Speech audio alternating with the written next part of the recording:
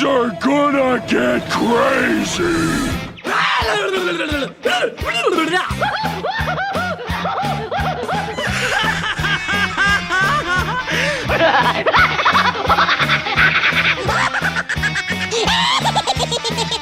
Most everyone's mad here.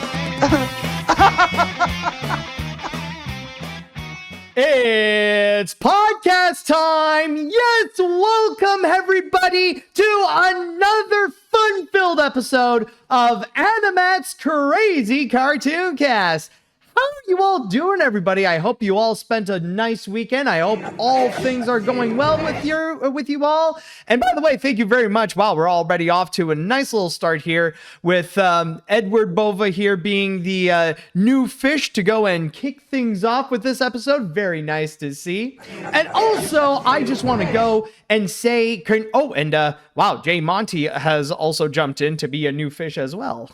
Very nice, very nice. What a wonderful start.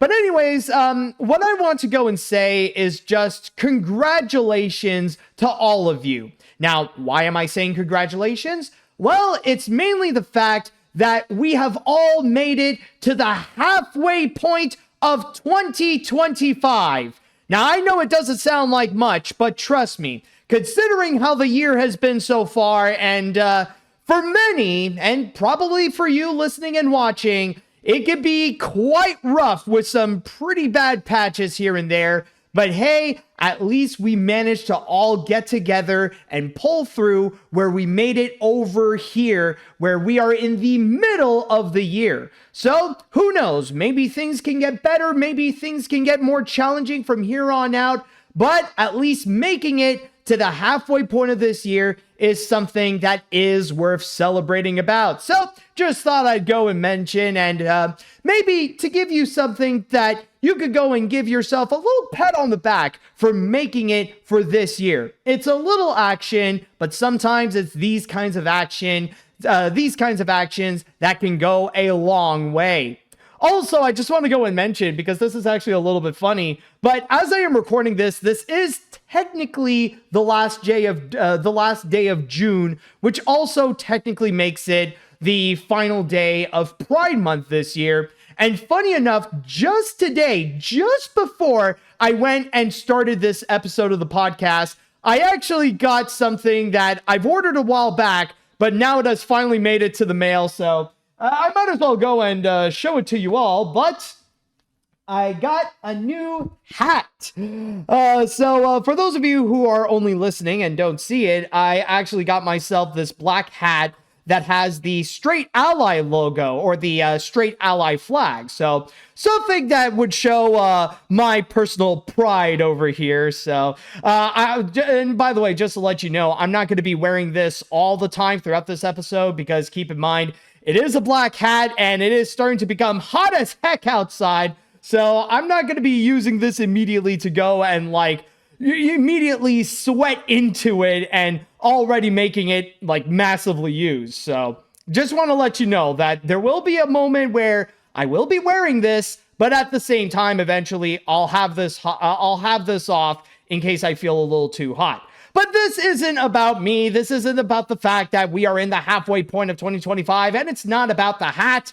It's actually about this episode. And yes, we got some more crazy animation news and some crazy movie news to go and cover on this episode. And I think we're all gonna have a great time here. So with all that said, now I would like to pass this on to the chat wall, and I'd like to ask you all, are you ready for today's episode of AniMat's Crazy Cartoon Cast? So let me hear it, folks. Are you ready? All right, let's see now. All right, people are prepared. People are ready. All right, I see. All right, very nice. People are now prepared. People are all set for this. And so I believe with all that said, it is now time that we shall go and get things started.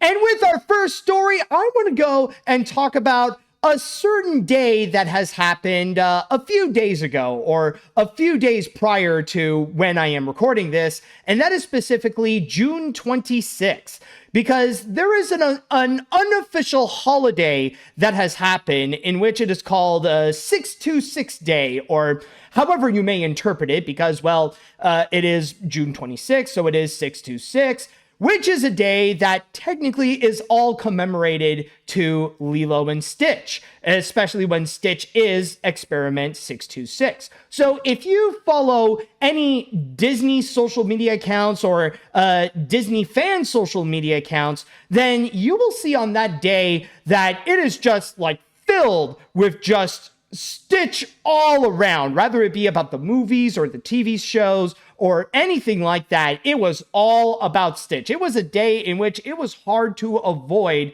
Stitch on the internet.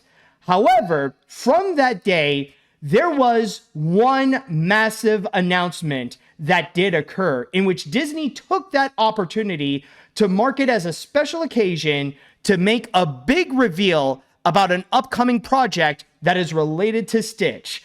And that is the fact that we are indeed going to be getting another Stitch movie, specifically a sequel to the live action remake of Lilo and Stitch. Yes, I am starting with this story, and I know with some people, you may not necessarily be fans of it, but it's worth talking about, and I might as well have this out of the way first. So yes, on 626 Day, or on June 26th, Disney has officially announced that there will indeed be a sequel to the recent remake of Lilo and Stitch, especially with the fact that, well, love it or hate it, it did turn out to be a massive success, especially when right now at the box office, the Lilo and Stitch remake is like already becoming one of the biggest movies of the year. It's already set to go and surpass a Minecraft movie, and it will soon go and reach that milestone that everybody predicted that it would get in order to go and earn over $1 billion at the box office. I mean, it was already enough that domestically it just surpassed 400 million. So, of course, inevitably, it will go and make that major milestone. So already, that makes it one of Disney's biggest hits that they got so far. And a hit that they definitely needed, especially when they've had some movies this year so far that have been underperforming, like the Snow White remake and Thunderbolts as well. So in order to go and mark that occasion, in order to go and make the most out of the success that they have been seeing, they decided to go and immediately announce that there is going to be a sequel.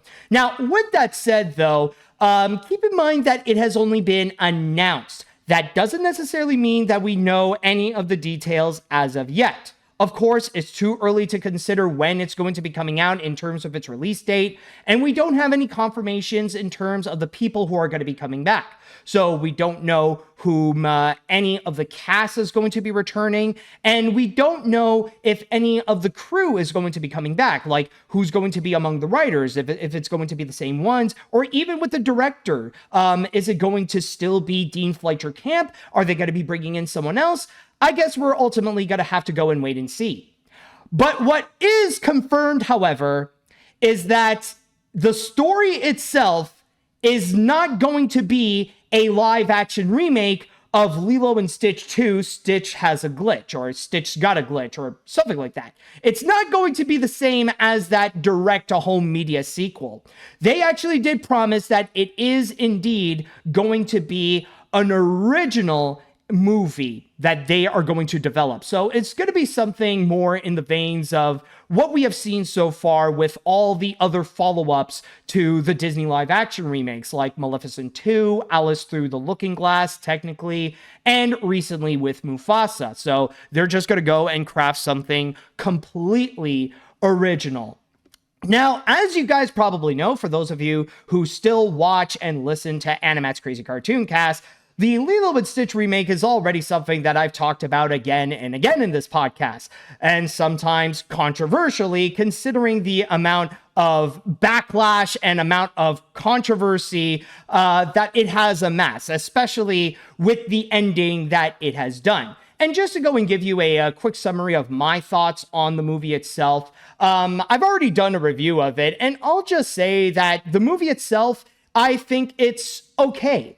I'm not one of those people who have this massive anger or this grudge against this movie because of the changes that they have done. And even though I do agree, it is a downgrade and it does make it weaker than the original. Honestly, the way that they changed up the story with some of the things like making Jumba the full-on villain, or how they changed up some things in the ending, I wasn't necessarily a fan of. But for me, though, I find that it did more things that it did right than it did wrong, especially with some of the casting was actually great. And that heart from the original is still a part of the remake as well. At least that's what I find. And yes, honestly, even though I personally did get backlash for calling out how the hatred has gone completely insane, honestly, I still stand by it, where I do feel like the Lilo and Stitch remake was a bit overhated. I mean, there's a fine line where you can not agree with the changes that they have done, and you can even say that they were bad, but you know, there's a fine line where you gotta say it's just a movie, and you can't be that outraged as if the movie committed some kind of freaking war crime. So I still stand by my opinion on all that. And I still stand by that in terms of the remake itself, like, it's okay, but it's not really something that I'm willing to go and rewatch anytime soon. But by the standards of the Disney live action remakes, I do find it to be among the better ones, technically. I mean, I'll definitely take this over the Snow White remake or Maleficent or some of those right there.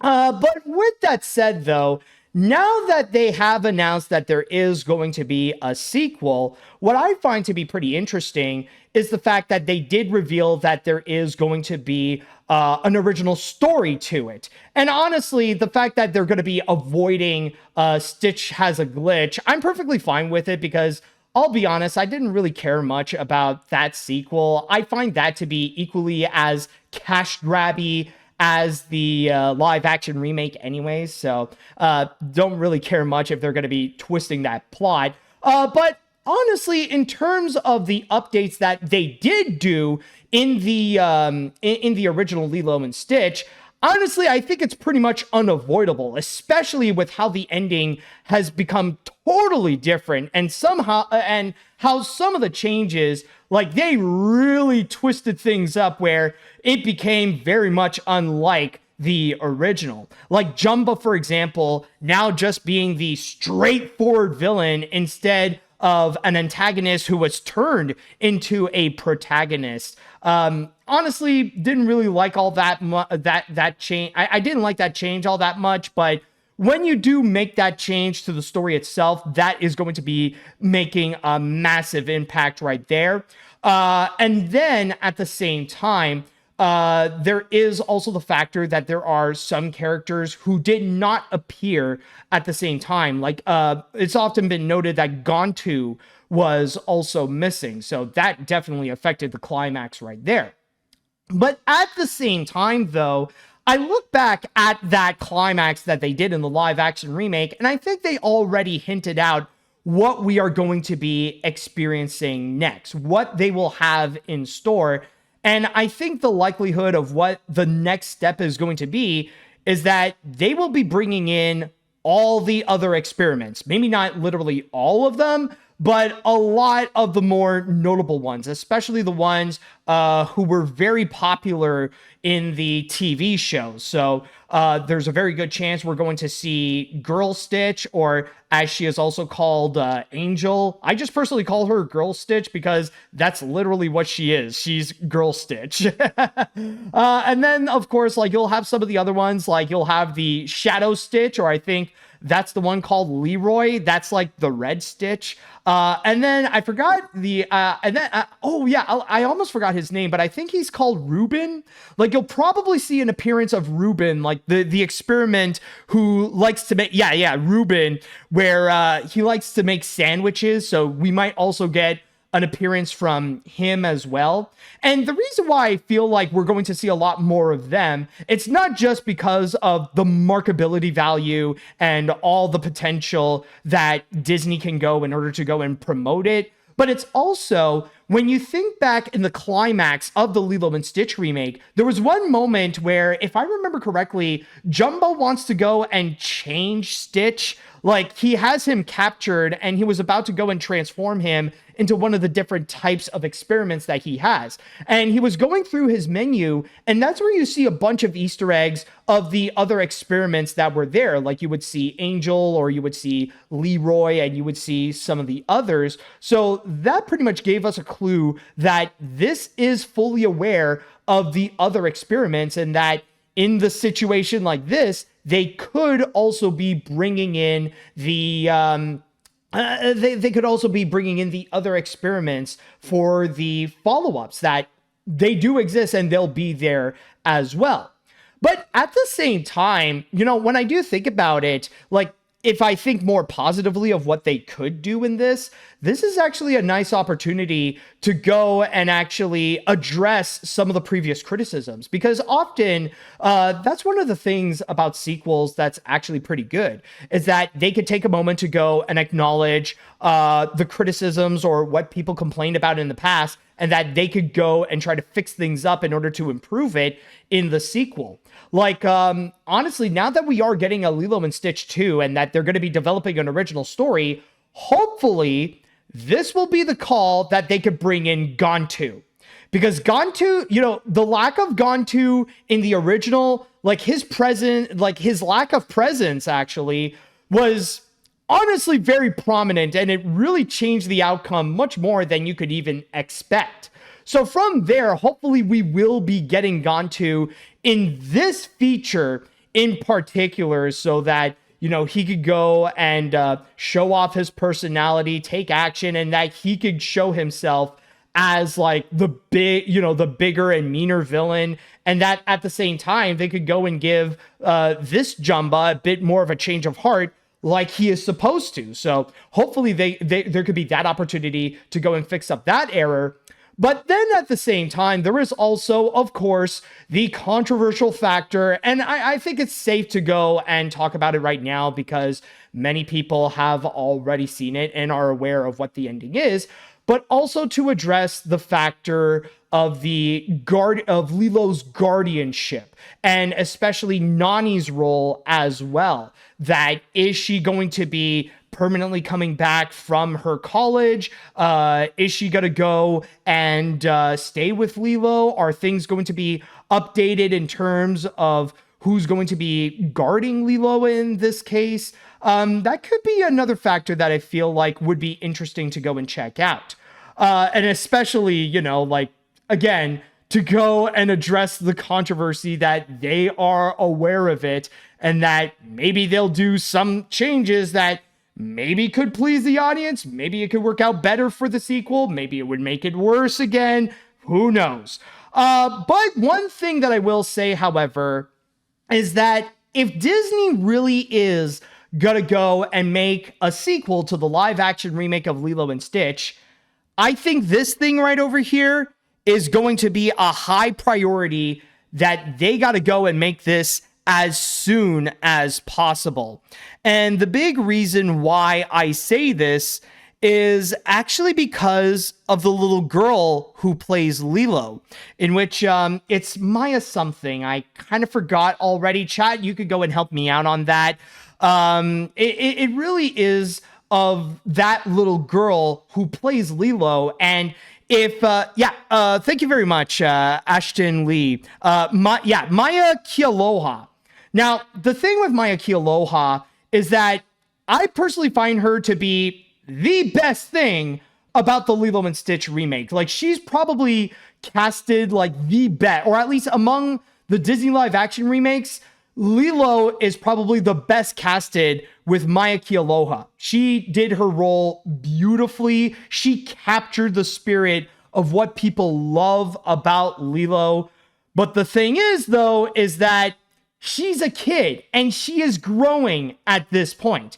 And if you want her to still be a little kid, then you got to go and make that production ASAP. That you got to go and make sure to write that script as soon as you can, finalize it, get it ready, and make sure that you could go into filming as soon as possible so you could still have Maya be a kid and still be able to play as Lilo.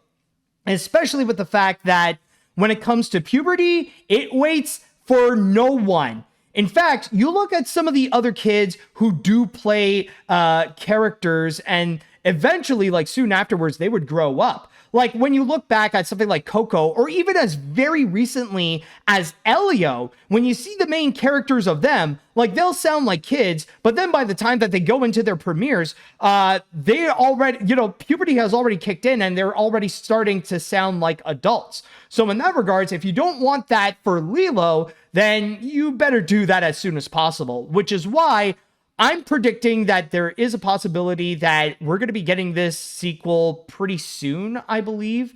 If it's not already in production, if they're not already working on the script and already having it finalized and stuff like that, then I'm expecting that this is going to be getting a 2028 release. At the earliest, if they're going to really go speedy with this production, maybe 2027, but I think the safe bet is to say it's going to be coming out in 2028, if not in 2029. At least that's my prediction. And am I expecting anything great? Well, maybe not. I don't know. Don't really care that much for it. I just find it to be okay, but I'm not going to be that emotionally invested onto it. So ultimately, I guess we're going to see how things go with this sequel. And with that said, now I would like to go on to the chat wall, and I'd like to ask you all, what do you all think about the announcement of the Lilo and Stitch live action sequel? Are you guys actually excited for this? What is it that you hope to go and see? Or are you dreading this sequel and do you think that this could end up being worse than what we have already gotten? Let me know what you think. Okay, so let's see what we got here. Just when I thought the Snow White movie struck the death blow against these terrible live action remakes, Stitch just had to ruin everything. Well, nobody said that it had a death blow. That's just a big lie that social media has been telling you. I mean, like, if you unironically thought that Snow White would be the end of live action remakes, that's on you for believing that lie. I'm just saying. Anyways, curse the general audience. Elio is a better Lilo and Stitch remake than the actual live action remake, but no. On the other hand, though, if it means that we'll get a Lilo and Stitch the series revival that has a crossover with Stugo, Big City Green, Kif, and the Ghost and Molly McGee, this would have all been worth it. I mean, it's up to you, man. All right, I've gone on record saying that I enjoyed the Lilo and Stitch remake, or at least 2/3 of it. Yeah, I think I know what you mean right there. I'm on the same page as you, actually. But with the sequel, I don't know. Don't get me wrong, there is some potential, but whenever a sequel to one of these remakes come out, it usually isn't good. It's too early to say, however, so I'll try to remain optimistic. It could be good, it could be bad. Hell, maybe they'll give Stitch a brother while Gantu comes in talking about how he'll make Lilo go bye-bye. Man, Mufasa was weird. Yeah, no, I don't blame you. But you know the funny thing is, as weird as Mufasa is, and there's a lot of cringy moments, I honestly think that it is still kind of better than the 2019 live action remake. Not by much, but honestly, if I would have a choice to go and watch either Mufasa or the 2019 Lion King remake, I'd honestly go with Mufasa. It's weird and a lot of it is stupid, but I mean, at least it's giving me something different than what I got with the 2019 Lion King remake. I'd rather have a villain that would tell me to go bye-bye than to watch this long montage of this little tuft of hair flying around and then suddenly becoming poo. You guys remember that moment? Oh my god. Oh yeah, it really shows how, like, yeah, even the 2019 Lion King remake can have its weird moments. Anyways, Okay, the Lilo and Stitch remake is fine, but is it necessary to get a sequel? They better bring the real villain back and fix the Nani role in the live-action sequel. Some of my friends are not happy with the announcement, and one shared a funny clip of a cartoon parody where Stitch says, "I'm going to ixnay ba biker." Ugh, okay, that's a bit much, honestly. I would honestly question your friends at this point because they don't sound stable. I forgot which video. Sorry, by the way, yesterday was my birthday. Oh, well, happy birthday, dude. Let's see now. Let's see. Basically, Disney has just released a live-action remake that was just a few months after Snow White and the Seven Clever Boys. But given a remake, a sequel that would not be surprising, especially how the live-action remake of Lilo and Stitch performed so well. Although I heard some people thinking the sequel would be a remake of Stitch Has a Glitch, but whatever. Let's just see how it goes. Oh, going off topic, I watched The Day the Earth Blew Up last weekend on HBO. It's a fun movie. Oh, nice. Nah, honestly, I'm just going to say now, there's no way that you can have this be a sequel to Stitch Has a Glitch. At the most, maybe you can have, little elements of that plot line show up here and there. But with the way that they changed things up in the original, it's hard to really go and make the sequel to the live-action remake a sequel like Stitch Has a Glitch. Unless you go and really change up, you retcon the whole idea of Jumba being the bad guy. I don't know, man. It's just, I feel like it's doubtful. And I believe more the news that it's going to be more of an original story. If anything, it's probably going to be more of a remake to Stitch the movie. That's kind of like the pilot feature to the Lilo and Stitch movie, more so than Stitch Has a Glitch. All right, I think I only have time for one more to go and read, so I'll just go and quickly go through this. I'll just go with this one. Honestly, with the sequel, yeah, this was soon to be expected, and I could see why they made it in two reasons and why so immediate. A, financial decision because it was a hit, and B, the actress is not going to stay a kid forever, so let's face it, movies can be timeless, but not life itself. Despite I never saw it, I just didn't have the interest after hearing Jumba being turned into Mr. Waternoose and Nani leaving Lilo. Well, technically, because one thing you got to keep in mind that not many people have talked about is the post-credit where they found a way to work around that where Nani can still be with Lilo with the portal gun. So just want to go and let that, just let you know. If they make any changes, I hope that it ain't a glitch. Yeah, of course, dude.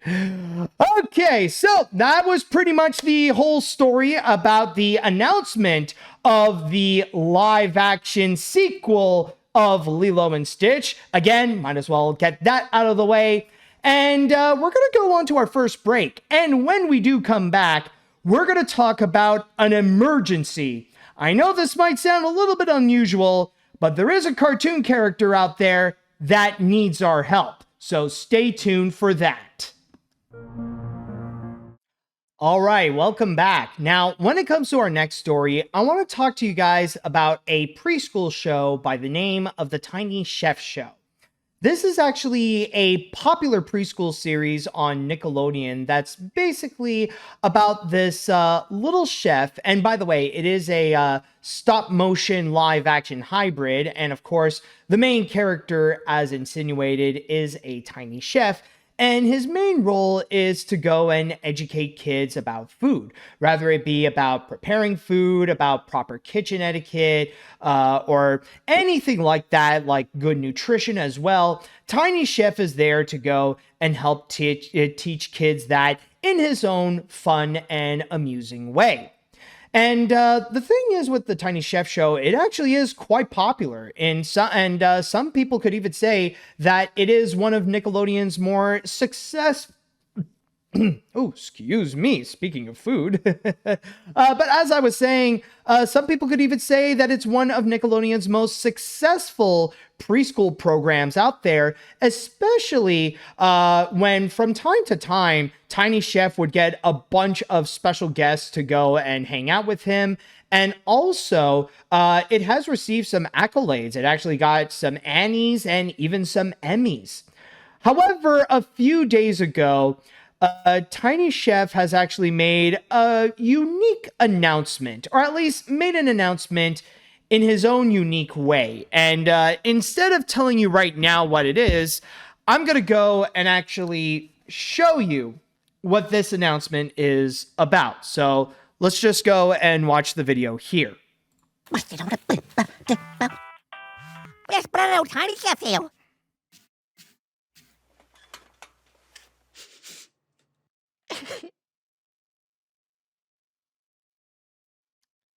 Yeah, that is quite unfortunate right there. So, yes, as Tiny Chef insinuated in that call, unfortunately, it looks like the Tiny Chef show has been canceled by Nickelodeon. Now, at this point, you might be wondering, though, why? Why is it that it ended up being canceled? Because with this video, it only said that it got canceled. It didn't explain what the reasons specifically are. Is it about Tiny Chef's behavior? Is it about Ruby's lack of training in the past? Is it anything like that? Well, no. It actually is more of the typical reasons why shows would get canceled, and it's because of maintenance costs. In fact, this is actually explained right over here in this Vulture article, where there's an interview here in which they talk to the creators, and specifically the article is called "How the Tiny Chef Creators Animated a Broken Heart" by Rebecca Alter, and she got a chance to go and talk to the creators. Specifically, there's Ozzy Akhturk and Rachel Larson, pretty much talking about what they went through when experiencing the cancellation and how things have been going from there, along with talking more about the Tiny Chef show. And the first question that was asked is, how have the past couple of days been like? So Ozzy would go and respond by saying here, "We didn't expect this kind of attention. It's wonderful. I'm monitoring the YouTube channel. Normally we have 50 or up to 100 comments, but this went over 1,000. People who didn't know Chef were coming from Twitter and BuzzFeed to see what's happening. A lot of people who have lost jobs can relate to his emotions, but we didn't expect to shake up so many." And then Rachel Larson stated, "We're super grateful. We're getting a new audience. A lot of people are saying, I just found you, but I want to support you. It's resonating, which is all we care about with Chef. We want him to feel real. He's such a lovable, wholesome little fella. The stop motion is just a tool to give people permission to play along that he's real." And that's another thing I almost forgot to go and mention is that, of course, you guys aren't the first to go and check out this video. It actually went very viral all across social media, like on YouTube, on TikTok, on Facebook, and all that kind of stuff. It gathered a lot of attention, and a lot of it actually came from people who don't know the Tiny Chef show or have just heard about the Tiny Chef show. But that little video right there, it really resonated with them. But to go back to what I was talking about, specifically in regards to why it got canceled, it's actually in regards to this right over here. What was Nickelodeon's issue? And Rachel actually responded over here by saying, "We're in a time where everyone's very risk averse. They see the price tag, and if it's too high, it's a pass. So much love is put into the Tiny Chef show. It's such a tactile process, making the clothes, the lighting, the set. There's no shortcut. You can't just click a mouse and be done." So long story short of it is that it's maintenance cost.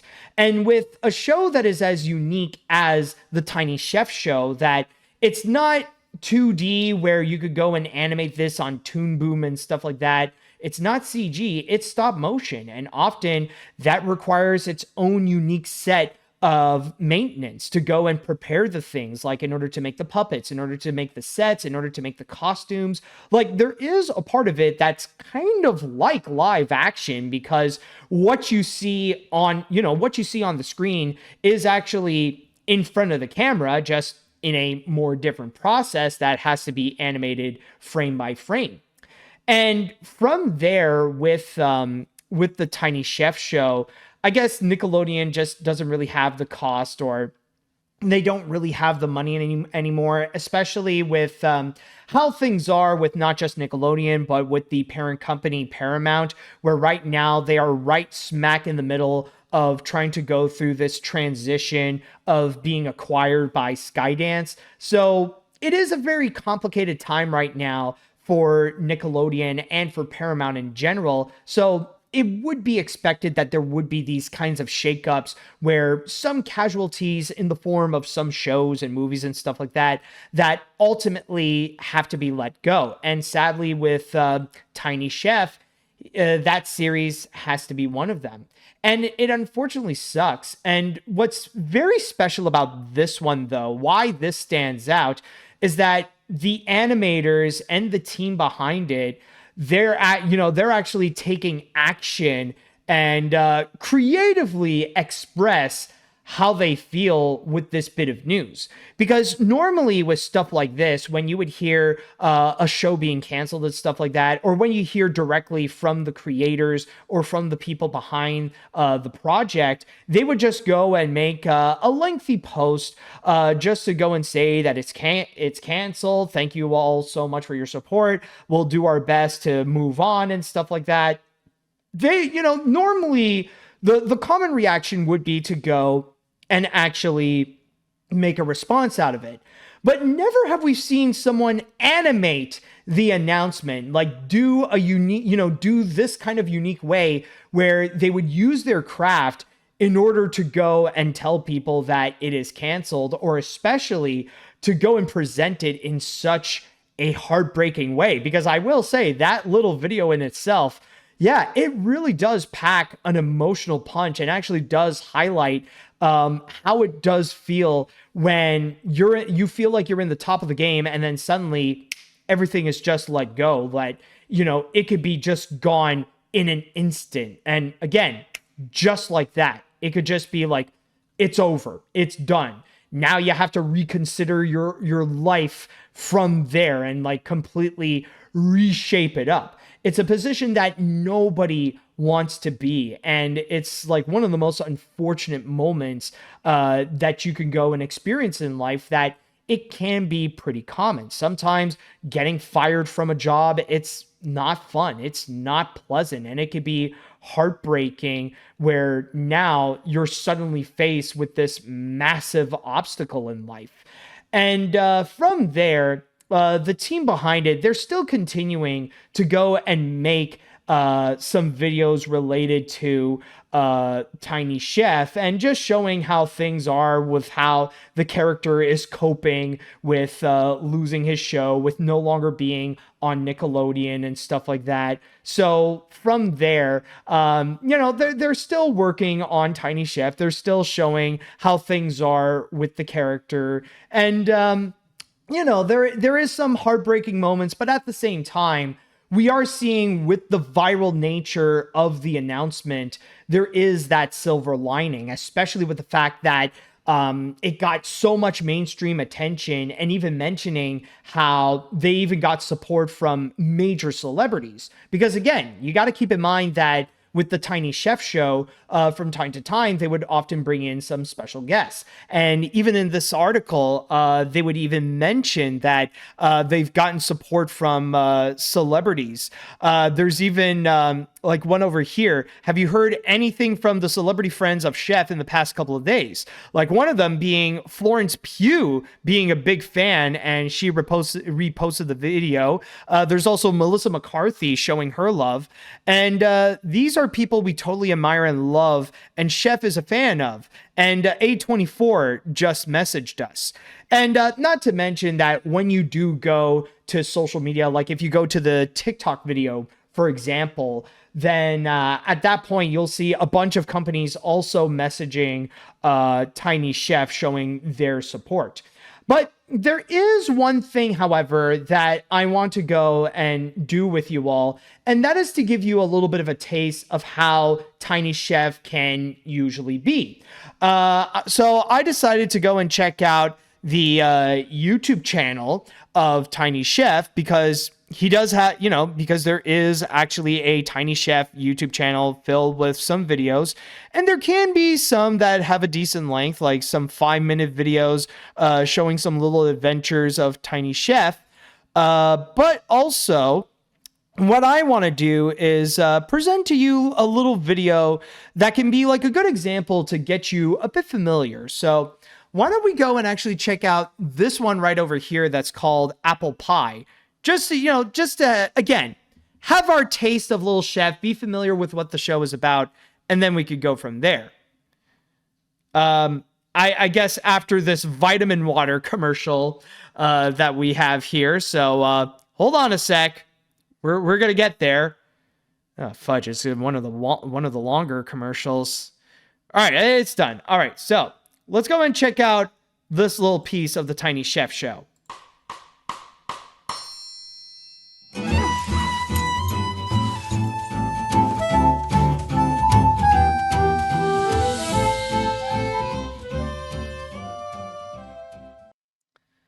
So that was the apple pie clip of the Tiny Chef show. So you can see a little bit of that ASMR aspect of creating tiny foods over there and seeing the little guy doing what he can to go and make his recipes in a real kitchen, getting the flour, getting the ground cinnamon, cutting the apples, getting the sugar, and all that kind of stuff with cute little music that would be on the side. So again, that's just to go and help you out and give you a little bit of an idea, or just to have you be familiar with who the Tiny Chef is in the first place. And again, you could go and check out the Tiny Chef show on YouTube or on other places on social media. There are plenty of other examples that you could go and see if you want to go and check out the Tiny Chef show. So now at this point, now that we are a little bit more familiar with Tiny Chef, some of you might be wondering, now that it is canceled, is there anything that you could go that you can do to go and help? Well, the answer to that is yes, actually. You can actually help out Tiny Chef in his current state of misfortune. And that is if you go on his website, specifically the tinychefshow.com. And from there, you can actually go and either be part of his fan club, or as he calls it, his fan club.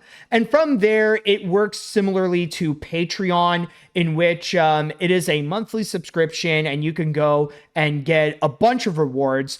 But then at the same time, you could go and also make a one-time donation where you can either donate through Venmo or PayPal and just give it to Tiny Chef. And I'll even add an extra piece of silver lining in this case, where apparently the donations have so far been very successful. Because going back into the Vulture article, they have even mentioned that the amount that they have gotten so far, it's actually very good. I just need to go and find it. So when asked about how the fundraising is going, again, Rachel responded that it's awesome. We're about $60,000 from one-time donations, then around 5,000 fan club members, so around 20,000 from that. We didn't expect that, and it's still coming in. If we could get our overhead covered, my God, we would be in hog heaven. And any money that comes in, we reinvested into this, so fans will see it. And keep in mind, this Vulture article, it's already a few days old. So it is, let's see, it's from June 27th. So it's already been like a few days, like about 3 days since I have recorded this. So from there, I could imagine that in the case of Tiny Chef and the donations that it's getting, I'm sure that right now it's already has exceeded above 80,000, and maybe it would already reach 100,000 at this point. But yes, again, if you want to go and support Tiny Chef, all you have to do is go to the tinychefshow.com, and you can either be a member of the fan club or the fan club, or you could just do a one-time donation through Venmo and PayPal. And maybe someday, who knows, maybe we could see it be like Sesame Street, and there's going to be another platform that will step in, or another network that can go and give Tiny Chef a second chance. But ultimately, we'll have to wait and see with how the fate of Tiny Chef is going to be. Excuse me for a sec. Oh, excuse me. Just need to let that out of the way. But anyways, with that said now, I would like to go and pass this on to the chat wall. And I'd like to ask you all, how do you feel about the news related to Tiny Chef? Are you familiar with the Tiny Chef show? If you are a fan, I'd love to hear your thoughts about it. How do you feel about the announcement that it is canceled? How do you feel about the current situation with Tiny Chef? Let me know what you all think of this. All right, let's see. Oh boy, the chat is flooding in. All right. Poor Tiny Chef. He looks very passionate about what he did for his show, and Nickelodeon should be proud of it getting SpongeBob popularity. But nope, I feel bad for Tiny Chef here. That I can relate so much with him. I feel like maintenance costs has always been a major issue happening in the film and television industry, and I do blame Paramount for not properly managing their financial situation. And now with the Skydance merch, but the Skydance combo, it could be worse. All right. Let's see now. Well, I haven't watched the Tiny Chef show myself, but from what I've heard, it is very charming. So it's really unfortunate and sad that the show was canceled. And I definitely feel really bad for Tiny Chef and the people behind the show. And it's just really unfortunate. The Skydance merger, the merger, okay, it's not the merch, the merger, really caused it to be canceled, and not just Nickelodeon. Then again, what else do you expect from the network that only values SpongeBob and treats all of their other shows like dirt? Okay, well, I just want to go and say this right now. It's not directly linked to the Skydance merger here. It's not because of Skydance that it got canceled. I was just saying that because of the current situation that Nickelodeon and Paramount is in, that they are in the middle of a complex transition that could play a factor onto the cancellation or the decision to go and cancel the Tiny Chef show. I'm not saying that it is the reason, but I'm just saying that it might play a factor. All right, so let's see what else we got. I've never heard nor watched the Tiny Chef show, but seeing this breaks my heart. But according to Valesky Bum's video, maybe we could save Tiny Chef. I feel bad for the animators because it looks like they worked really hard on this project they made. Maybe I'll give the show a watch, even though I'm an adult. But hey, if adults like Bluey so much, then maybe we can give Tiny Chef a try. Does anyone want to give Tiny Chef a hug? I know I would, because he deserves it. Well, I mean, like, I literally just pointed out to you how you could go and help save Tiny Chef. Like, it's not just Valesky Bum, you know? Like, I literally just did it right over here. Like, were you listening to what I was talking about? Anyways, let's see right over here. Deeply from a comment on Instagram, I want to know, where was this support when Disney was canceling their recent shows, and let alone Muppet Vision 3D? Anyways, that video was really touching. It got to me, and I've never watched this series, let alone other Nickelodeon shows that ain't SpongeBob or recently Wild Park. And yet, I can say this looks like a fun, almost in the style of Bluey, revolving around baking. I could see this like a major comeback story from this if it all goes well. I mean, let's all hope, like, maybe there could be a comeback story to Tiny Chef and all this. Anyways, any other comments to go and read? Let's see. Okay, maybe not that one. Or, yeah, you know what? I'll do it. This is a kitchen nightmare I never watched, the Tiny Chef show, but I have heard the news on Twitter and then later watched the video on YouTube. I feel so bad for the little dude, thanks to how the show was canceled because of it being too ambitious for Nickelodeon. That and that Paramount merger standards. If we have enough support for the young dude, you bet it will result in the crew to cook up some more episodes. All right. Let's see any other comments to go and read. I never heard of Tiny Chef, much like everyone else, but I know a lot of people have seen the viral video because it's canceled, so hopefully everyone can donate it as much as they could. But one question remains, doesn't Nickelodeon retain the rights? I mean, if a show has that main brand of a company and now it's being canceled, does it technically own the company or does it go to a third party? That is a good question, and I don't think I can go and answer that. I think that's going to be specifically in terms of the creators, if they negotiated a deal or something, because I know that with Tiny Chef, it actually started as just a series of internet videos, and then it was picked up by Nickelodeon. So I'm not 100% sure if Nickelodeon owns the rights to the Tiny Chef show, but I guess that's going to be like another subject altogether. So we'll see. But then again, I will say, though, that if they are still able to go and make more videos of the Tiny Chef show, even after Nickelodeon, then maybe the creators do have some rights to play with the Tiny Chef characters. So I don't know. I guess we'll see how that goes from there. But I don't think I could be in a position where I could fully answer that question. All right, I think I'll go and read one more comment before we move on to our next break. Let's see now. Yet another Nickelodeon show has died by the hands of the sponge. It's a shame because the Tiny Chef show, with what little I've seen of it, was rather entertaining. It really goes to show you that Nickelodeon is where promising shows go to die. The Loud House surviving more than one season is nothing less than a miracle. Honestly, this could have been a Disney Junior show. At least they appreciate their preschool shows.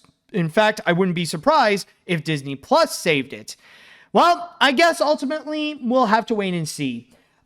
Maybe Tiny Chef is going to go fully independent and just have their own platform on social media without any of the big companies to go and network it. Or maybe there's going to be one of them who will go and pick it up and to go and save it. Kind of like what we have recently seen with Sesame Street. But at the end of the day, we're just going to have to wait and see. But for now, if you want to go and support Tiny Chef, then all you have to do is go to the tinychefshow.com and either be part of his fan club or go make a donation through Venmo and on PayPal. All right, so with that said, we're going to go on to our next break. And when we do come back, we're going to go and talk about another thing that has been canceled. But when it comes to this one, unlike Tiny Chef, I think it's for the best that the company has to let go of this because it really is a lost cause. So stay tuned for that piece of news. All right. By the way, yeah, I decided to go and get rid of the hat or just take off the hat because honestly, like it was starting to get a little bit hot and it was messing my hair a little bit. In fact, already just looking through my camera, well, you could probably see I might have to go and try to adjust it because like you can already see the line that's literally on my forehead here. So yeah, I think it's time that like just put the hat aside for now. But anyways, going back to our next story right over here, this is about a project that had been in production for such a long time, but now it has officially reached its end, and not necessarily a good way because this is also something that has been canceled. But unlike my feelings towards the Tiny Chef show, where I feel like it needs to have a second chance and that, you know, we need to show our support to go and help it out, this one I feel like, you know what, it's best to let it go. I think it's like for the best that it needs to be canceled. And you'll understand what I mean because this is something that we haven't heard for a long time about how things are going with this. But now we have the results, and now we could say that the live action remake of Akira is canceled. Yes, Warner Brothers has officially revealed that they have decided to let go of the film rights of the 1982 Kazuhiro Otomo classic Akira. Now, for those of you who are familiar with this, then you know that this project had been going on for years, decades even, because this was like a long mission that Warner Brothers tried to do in order to go and create an American live action remake of Akira, considering that it is one of the most acclaimed Japanese animated movies out there, and they really wanted to go and try to bring it in new life in the Hollywood style, similar to what we have seen with some other movies that were based on anime, such as Ghost in the Shell. But when it came to this one, it feels like a nut that was just way too hard to go and crack. Even if they would go and get some major names to be attached to it, it just never really worked out. And even this article here on The Hollywood Reporter, it would go and give us a quick little summary about the history that it went into. And it actually started out back in 2002 when Warner Brothers decided to go and get the movie rights. And initially, they were thinking about having Stephen Norrington of Blade to be the director of this feature. But that first plan, ultimately, it did not work out. And part of the reason was because of a massive box office bomb that he was attached to, in which it's the League of Extraordinary Gentlemen. Since that didn't work out, that project with Stephen Norrington, they decided to go and decided to scrap it altogether. But they still wanted to go and try to do something with the Akira remake, which is why then afterwards, Legendary decided to step in and they want to go and have their shot at it, especially when they actually got some pretty big names to be on board as producers, including Jennifer Davidson and Leonardo DiCaprio. And yes, I am talking about that Leonardo DiCaprio. And for a while, he was attached to the project for years and really wanted to bring this project to life. So he was one of the he was one of the most loyal supporters of this potential project. And from there, we also did get a list of many different names who were attached in some way, shape, or form. In which they went through different writers and directors, including Gary Whitta, Mark Fergus, Hawk Otsby, Steve Kloves, Alan and Albert Hughes, and Joan Colette Serra. And even mentioning that they had some storyboards actually made by people like Tommy Lee Edwards, Chris Weston, and Ray Lai, or I don't know how you pronounce that. But they got many concept arts and storyboards of what they could go and potentially do with this American live action remake of Akira. And there were actually a couple of instances in which they were very close, like this close, to actually making that a reality.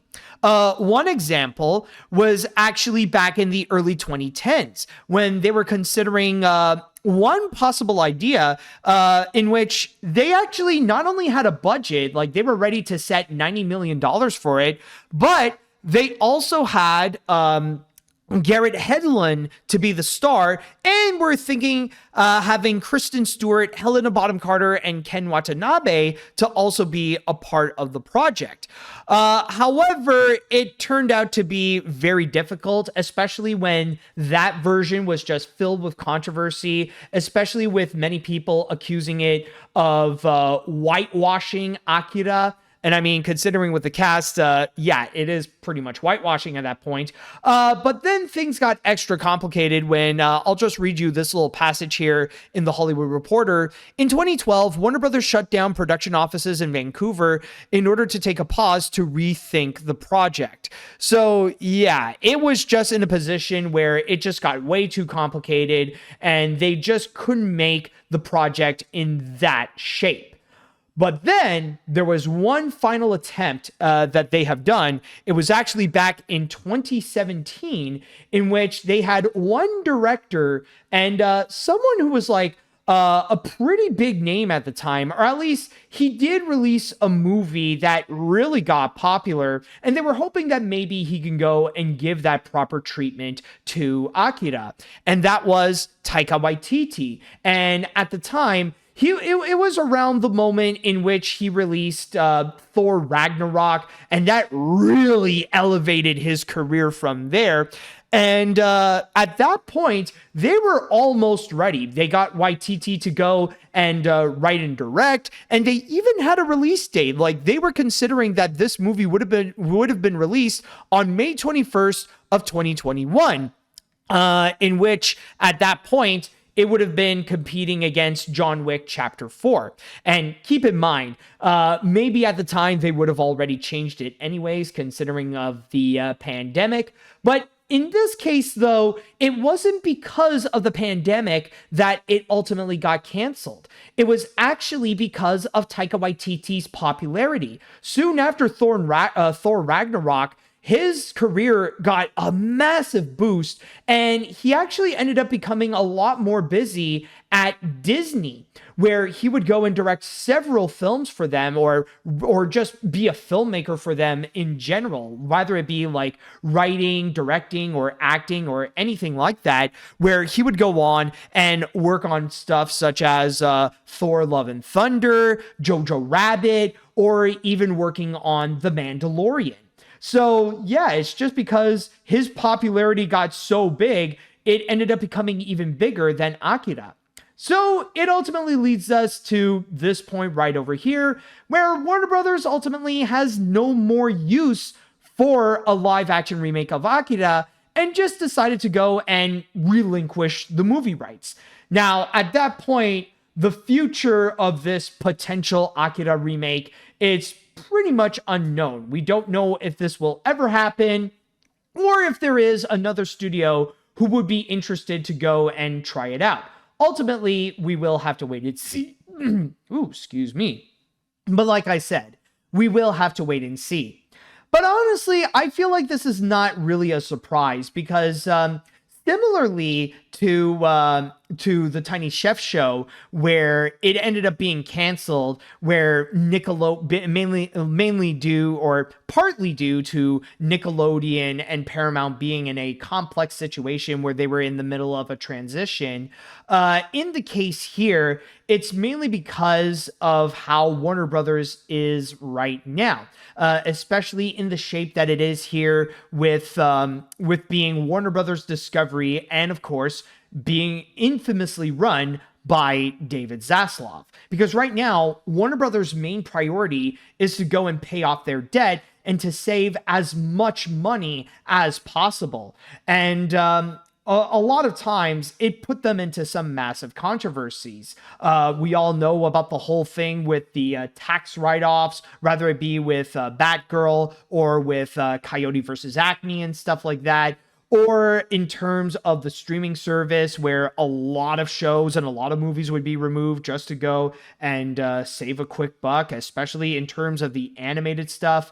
And not to mention how recently they actually announced that there's going to be this big split within the company, where they're going to be completely separating themselves, where one sector is just going to be the studio and the streaming service, along with the entire library of projects. And then you also have the other side, where it's going to be a whole different company that's just going to be in charge of the TV networks, whether it be stuff like CNN, TNT, Cartoon Network, and all that kind of stuff. Like, that would be taken care of on the side. So again, Warner Brothers is in a very complex situation. So in that regards, of course, this is going to happen, because right now they're just, for the longest time, they have been wasting money on trying to make this reboot happen, and it's just not been working out. And the thing is that I feel, as controversial as Warner Brothers has been, and with all the decisions that David Zaslav has done, I feel like this is one of those where it's probably for the best, because right now, especially number one, there is how some people may react to live action remakes, and how, it's been quite negative, where it's either they can work out very well or it would just be a complete total box office bomb. And especially with the fact that this is based on an anime and not based on a popular Western animated feature like most of Disney stuff, or just recently with what we've seen with How to Train Your Dragon, there is more of a likelihood that it could fail more so than it could do good. Case in point, take a look at the Ghost in the Shell remake. That's a prominent example right there. And I know some people could say that technically in this age of streaming, things are becoming a little bit more different, and that in terms of their craft, with what they can do with remaking animes into live action, it's starting to work out a little bit more, especially with Netflix, with how they've been doing with One Piece. But I would also argue that, it took a long time for Netflix to go and actually get that formula down, and it required a lot of trial and error. They tried to do that with Death Note, and that became an embarrassment. They tried to do that with Cowboy Bebop, and that didn't work. They got lucky that they were able to get that formula right with One Piece. And again, the thing with One Piece is that one is a TV show. That is a series with several episodes. That is a completely different medium compared to actually making a movie. So if you are going to be making a feature film, that's like a whole different beast. And I would argue that Hollywood has yet to get that formula correct of trying to turn anime into a live action American feature. I would debatably say that the closest we've seen of that actually being done correctly would be technically Detective Pikachu. And some people could say, well, that doesn't count because that's based on a video game, but the anime played a significant role in its popularity. So in that regards, it still technically kind of counts. And I could see in the chat while some people are even bringing up a lot of, or at least some examples of adaptations that didn't work out, like Dragon Ball being a very infamous example. And that is true right there. But the point is that right now, it's just hard to figure out how they can go and try to do this right. And especially with something like Akira, it definitely is a complex feature that would be difficult in order to try to go and turn that into a live action remake. So in that regards, it just doesn't feel like it's going to be worth it. And especially in the state of how Warner Brothers is right now, I don't think that they would really have what it takes in order to go and do so. In fact, I would argue that it is pretty difficult to figure out who would be the one that is capable of trying to go and turn Akira into a live action remake. Would there be any studio or any filmmaker out there that would be capable of actually trying that out? I mean, maybe there is a way. There always is a way. There always is a chance that it could legitimately work. I know that. But it's honestly hard to imagine who could actually go and get that formula right. Who would be able to go and do that correctly? Especially when, they had some prominent filmmaking people to go and try to do so. I mean, they had Leonardo DiCaprio be a producer on this. They tried to have Taika Waititi leading the project, but none of that, like, if those don't work out, then it's hard to imagine what could. And honestly, in my opinion, it's probably for the best that they would just let go of Akira. It's probably for the best that they would just leave that project as is. Maybe there will be someone who would try to go and turn that into a live action feature. Maybe there is going to be a company like either Sony or Lionsgate, or especially one of the streaming ones, like maybe Netflix is going to go and give it a shot, or maybe Amazon will go and give it a try. But at this point, it's just like, is it going to be worth it? Honestly, it's a question that I personally feel like I've been asking, every time I would keep hearing this news in the past. It's not a matter of if they could. first and foremost, I want to ask if they should. Should it be a good idea? Should we have a live action American remake of Akira? And for me, not really. I prefer to just stick with the original classic and we move on from there. So I just thought I would go and express my piece on this. And honestly, this is a moment where, yeah, it sucks that projects would end up being canceled, but this is one where I feel like, honestly, it's for the best that they let it go. And I think Warner Brothers made the right move where they would have to relinquish the movie rights because honestly, they're just wasting money for something that most likely might not even work in the first place. All right, so with that said and done, now I would like to go and pass this on to the chat wall. And I'd like to ask you all, what do you all think on Warner Brothers giving up on making an Akira remake? Are you guys relieved about it? Are you guys a little bit upset that it didn't happen? And if there would be a remake of Akira, how could you imagine that it would work? I would love to know your thoughts right there. All right, so let's see what we got here. I'll admit I am not too familiar with Akira myself, but honestly, it's not that big of a surprise, considering all the production troubles this thing has had, Taika Waititi being busy with other projects, and the whole Warner Brothers Discovery merger being a mess. This is for the best. Not to mention live-action adaptations of anime cannot turn out well. The One Piece series got extremely lucky that ended up being good as it was. Exactly. And I mean, honestly, in that regard, it would require another live action remake of an anime to go and test that out. Is it, is it really like one of those things where One Piece is just the very lucky exception? Or did Hollywood manage to find a way to get that formula correct of making engaging live action remakes of anime? Honestly, we don't know. But I don't think Akira would be a good example to try to test out that theory. All right, let's see. Akira as a live-action remake wouldn't be doomed to fail. I haven't fully watched the movie or the manga, but the appeal of the movie and manga is the spectacle. The movie was a rarity for anime in being animated in 1s and 2s, making the animation super slick. It's also a dark and gory story. The gory is brutal, and it's not really a story with a happy ending for an American adaptation. It just wouldn't work for mainstream audiences when the studio probably wants an action movie based on an anime.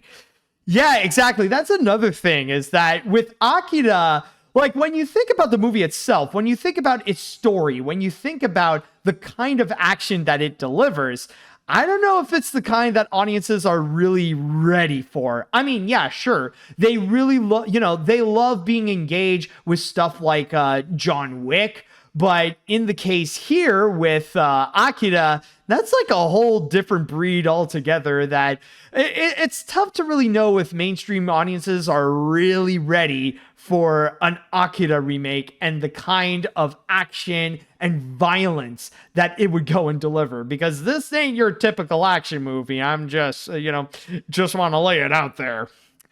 All right, let's see here. Good riddance, honestly. I have heard about this development hell story for a very long time, and I always knew that it's either going to not happen at all, or the remake would not be very good. Keep in mind, Akira is one of my favorite films from the 1980s and one of the best Japanese films of all time. One of the reasons why anime became mainstream. Hell, many films were influenced by Akira, including creating the iconic bike scene I've seen in many films like Nope and Sonic 3.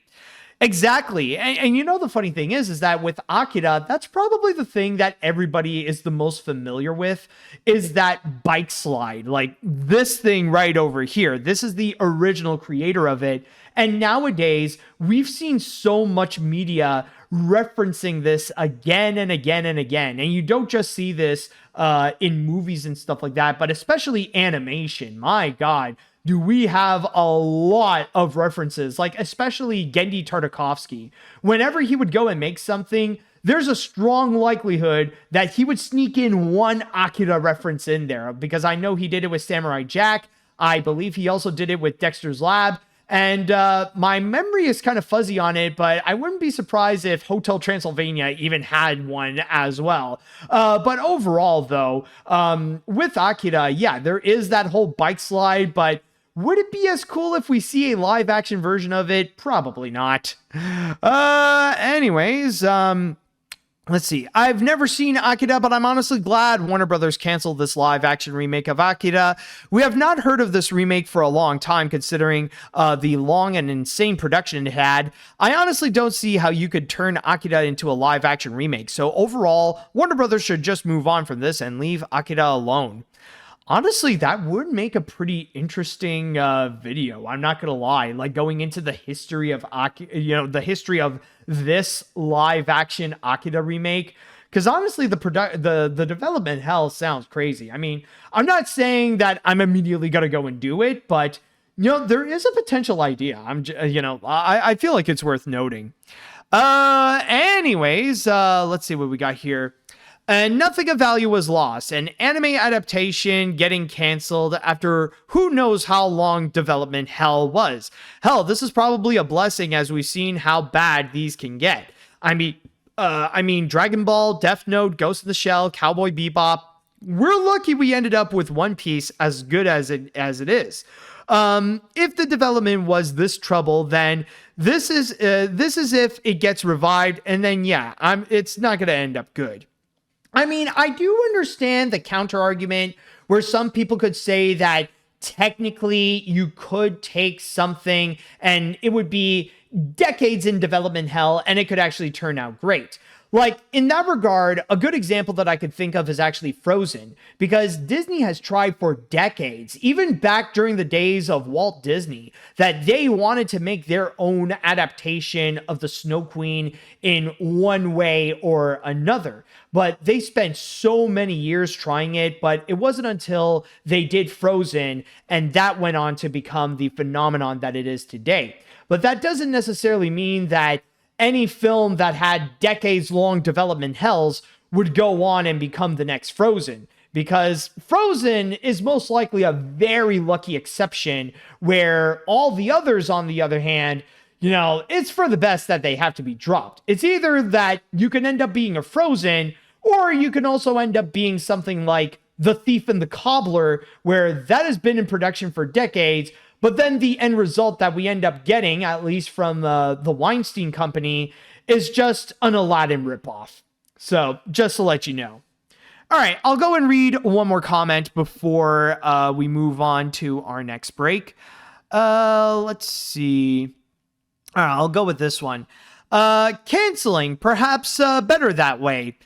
Face facts while we still can, if one hasn't already. No matter how many times a movie studio, let alone Hollywood, tries, remaking Akira is just easier said than done. Is it wrong to just leave it that way? Not on your life. Even Sean of Zarani Zerak might agree with this.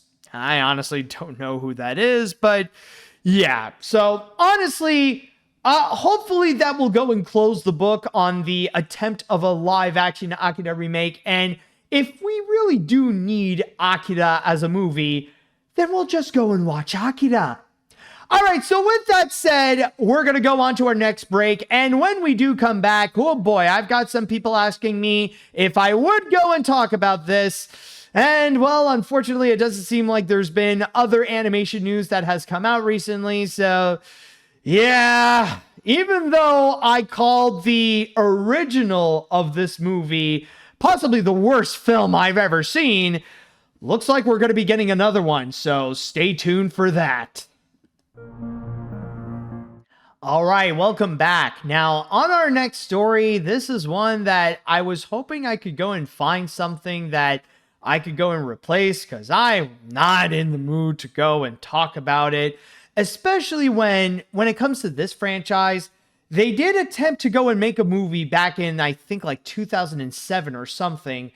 And it was honestly the worst movie I've ever seen. And I know that, like, it's hard to really distinct if it really is, because, like, when people use it, it's always in a more hyperbolic manner. And there would be, like, about a dozen movies that they would go and label that as the worst movie that they have ever seen. But no, for me, I would say that this is the definitive worst movie ever made. But apparently, there seems to be some people out there who think that there is still some value to this franchise, and they want another crack at making a feature film like this. So without further ado, folks, let's go and talk about Bratz. Yes, folks, there is indeed going to be another Bratz movie coming up. Specifically, what has happened is that there was a bidding war that has occurred, and Amazon MGM Studios had become the victor of trying to make a new live-action movie based on the Bratz franchise. Now, keep in mind that when it comes to this little package here, they only got a bit of the basics. They got a script and they got a bunch of producers. Other than that, though, we don't necessarily have any other information. First off, it has a script that is said to be written by Charlie Pullinger and Lucy McKendrick. And to go and give you a little bit of a description of who these people are, I'm going to go into my source here on Deadline, to which it states here... Pullinger's directorial and writing debut, The Plague, produced by Lucy McKendrick and starring Joel Edgerton, recently premiered to praise in Cannes' Un Certain Regard. He is now set to write and direct The Mask of the Red Death with A24 and Picture Start, which he and McKendrick will produce. McKendrick is in pre-production on Fangs, which she wrote, is directing, and will star in alongside Toni Collette and Edgerton, with Pullinger producing. And as for the producers that are attached to this, these include Eric Feig and Julia Hammer, who is also part of Picture Start, and as well as Jason and Jasmine Lorian.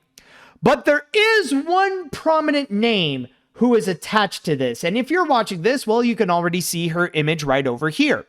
And that is none other than Kim Kardashian. Yes, Kim herself is going to be a part of this project, in which not only is she one of the producers, but also she is going to be starring in the film as the villain.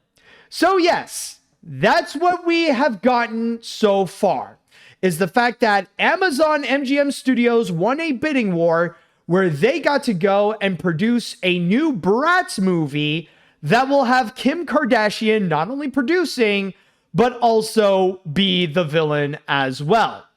Now, as I stated before, I hate that Bratz movie. In fact, I am not a fan at all of the Bratz franchise whatsoever. And the more that I think about it, the more that I'm shocked that people are still trying to make that a thing, because I feel like it really is a problematic toy line.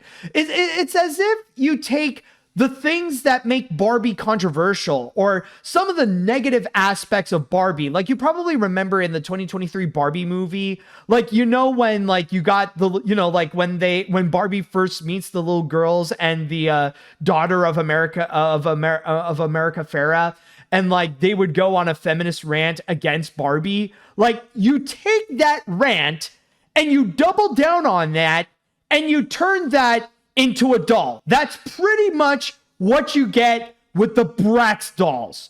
And I mean, when you look at Barbie, like, the worst that you would think of is this idealistic valley girl. That's the worst that she can be.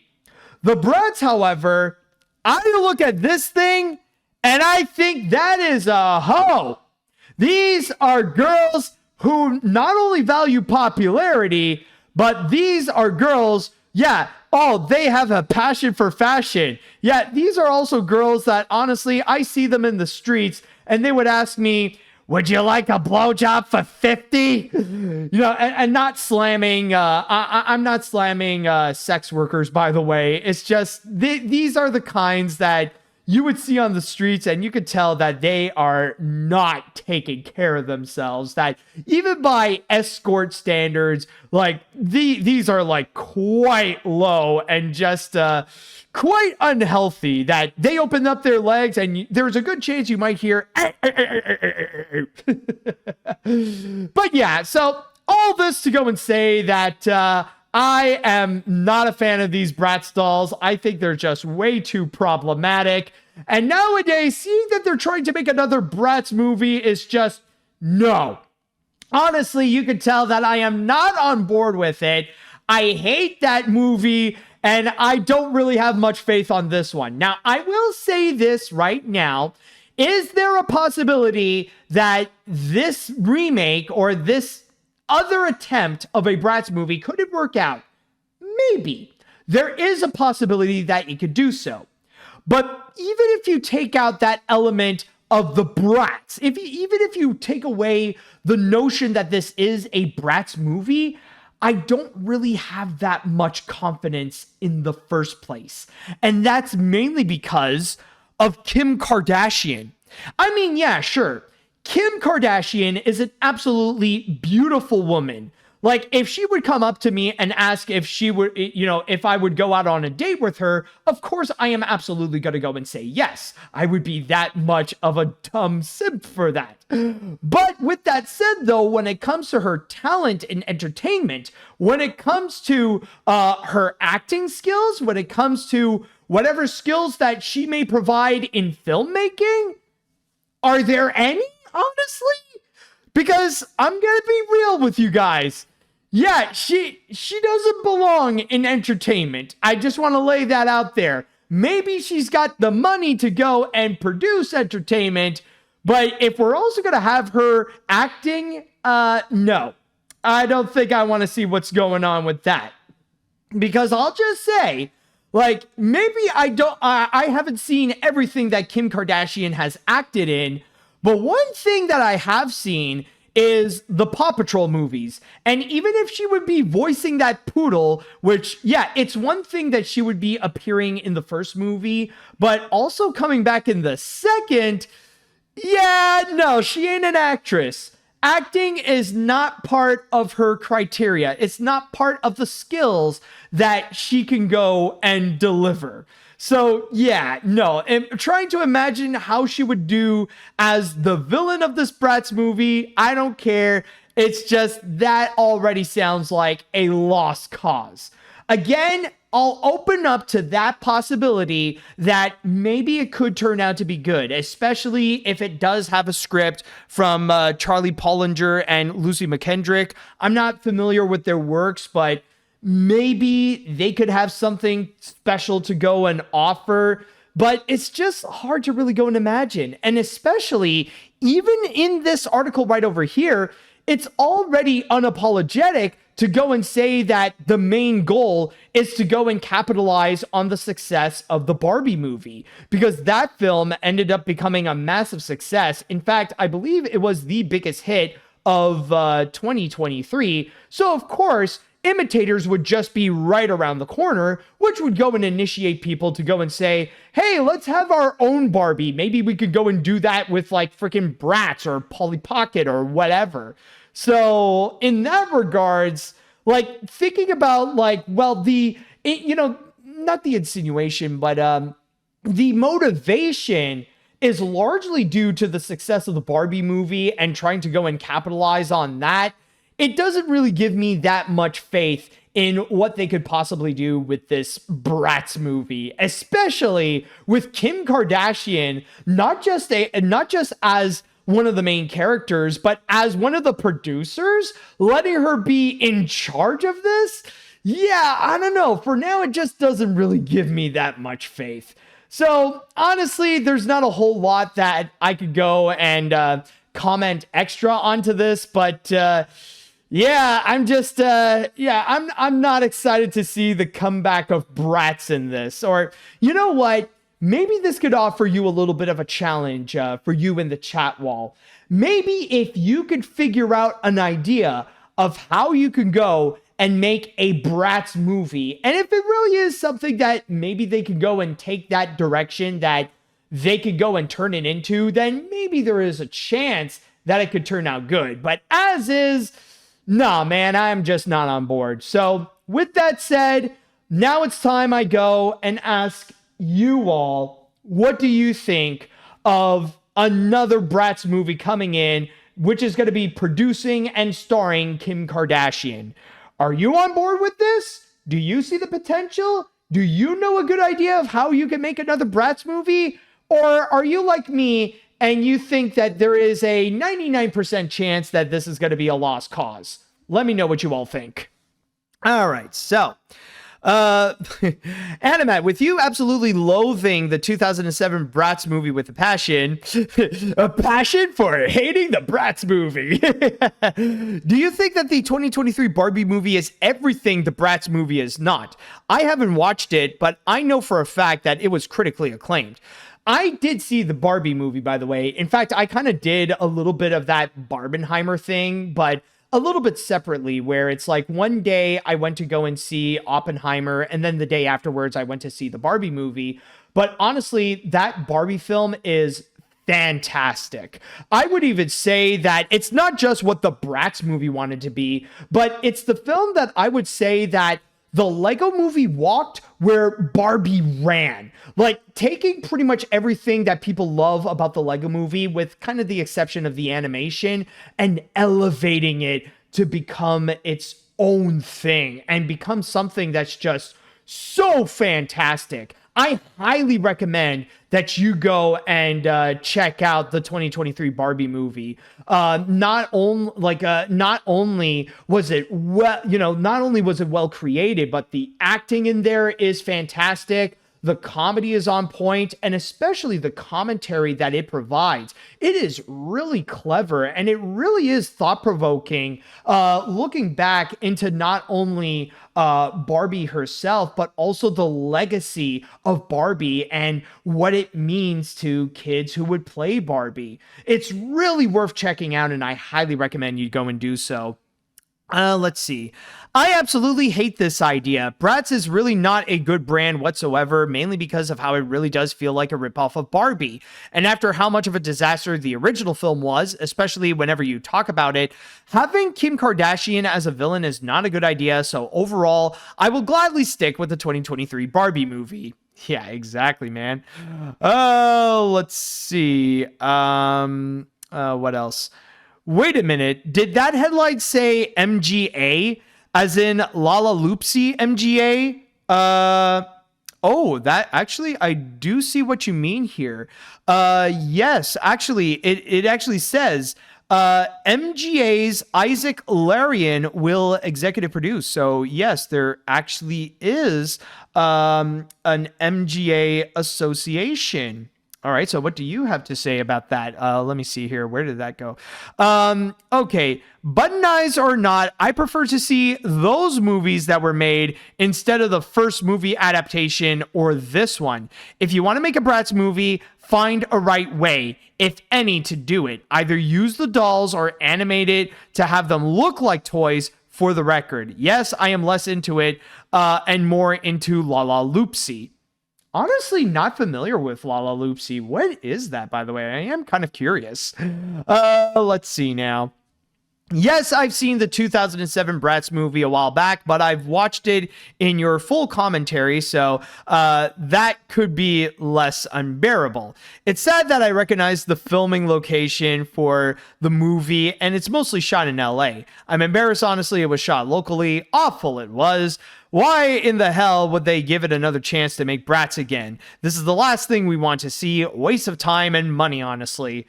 It's because, I'm telling you, man, it's because of Barbie. Amazon wants to have their own Barbie. They want to make their own money with it. And with the help of that Kardashian money, maybe they could have their Barbie movie to make that Barbie money. That's really all it is, man. All right, let's see what other comments.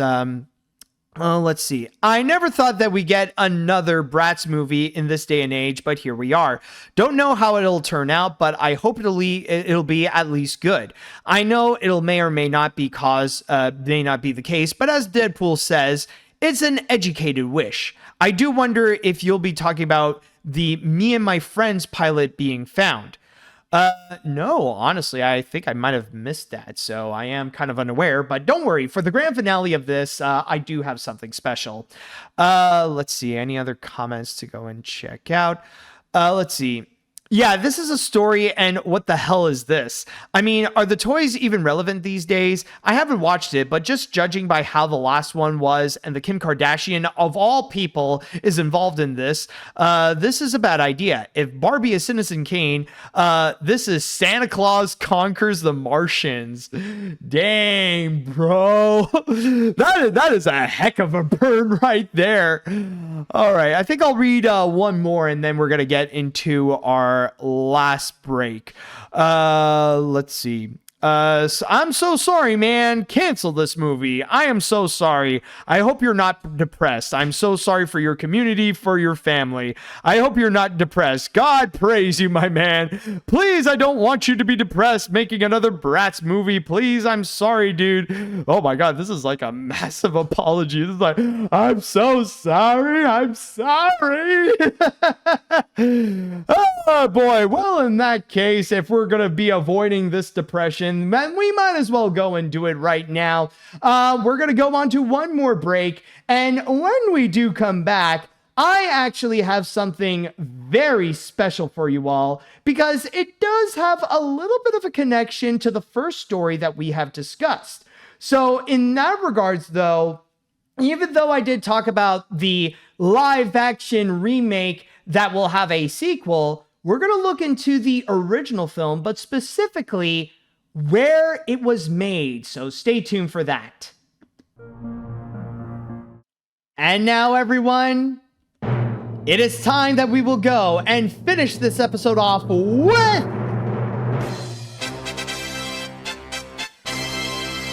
the grand finale. And for this grand finale, we started with a story related to Stitch, and we're going to end off with a story related to Stitch. But this is not necessarily going to be about Stitch in the first place. No, I'm not going to be talking specifically about anything related to the live action remake, nor is it really about the original 2002 animated feature. This is actually specifically an article that Disney has released, in which it actually gave us an inside look at something that honestly left me in shock. This is something that I've often talked about in my videos, but now seeing it in its current state is something I have to share with you all. And this is specifically this article here from the official Disney Parks blog called Working with Stitch Inside Feature Animation at Hollywood Studios, to which it actually gives you an inside look at the animation studio in Florida where they created films like Lilo and Stitch. Now, this is something I've talked about again and again in my videos, and I'm going to go and give you a quick recap of what this is. But to give you a long story short, at Disney's Hollywood Studios in Walt Disney World, there used to be a fully functioning animation studio. And there was a little area where people would have a peek at what these animators are doing at a place called the Art of Animation, or the Magic of Disney Animation. It was one of those names. And from there, this is especially prominent during the 1990s and the early 2000s, back when Disney was still making 2D animation. And during their beginnings, they would go and, start off with simple projects by making Roger Rabbit cartoons. But then over time, they were actually contributing to the feature films that they were making, some of which would go on to become some of the greatest animated features of all time. They helped out on Beauty and the Beast. In fact, it was there where they animated Be Our Guest. It was also the place where they animated 20 minutes worth of The Lion King, including the I Just Can't Wait to Be King segment. They've also animated some stuff related to Aladdin. In fact, Jasmine was actually animated at that studio, and so on and so forth. But it wasn't until in the mid 1990s where they decided to go and really give that studio a boost, where they would go and fully produce animated features there, where the team in Florida would really put out all their energy to go and actually create a full-length animated feature, maybe with little assistances from like the California studio and other places, but it would be in Florida where they would go and make some animated features entirely there. Some examples include Mulan, Lilo and Stitch, like I've mentioned, and Brother Bear. But unfortunately, it did not last long when Disney decided that they no longer wanted to go and produce hand-drawn animated features, especially when the movies at the time, they were not well received critically or especially financially, where they did become box office bombs such as Atlantis: The Lost Empire, Treasure Planet, and Brother Bear.